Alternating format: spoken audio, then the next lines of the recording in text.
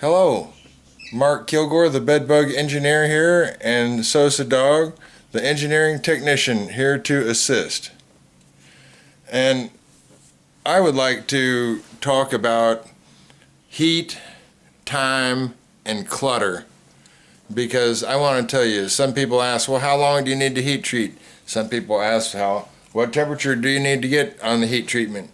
I tell you, there is basically no temperature that you can reach and no time long enough that is going to kill bugs if you've got clutter.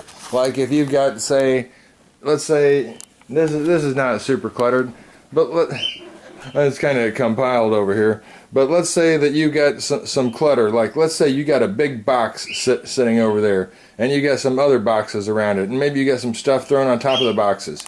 Man, you have provided an excellent situation for a bed bug to be able to hide in there amongst that insulation and survive, even if you get the room to 140 degrees. I mean, that little insulated spot in there, that heat is not going to touch that thing, okay?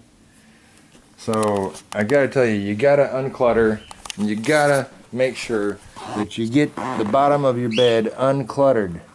Get everything out of there, man. Get everything out of there. Alright, so that is the word for now. And if you think I've done a good job and you want to reward me, then please subscribe. And if you would like to like also, please. And here is also a decent video. And here's a decent one. And also, this one over here is not bad.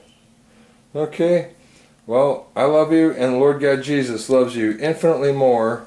And with that, we're signing out.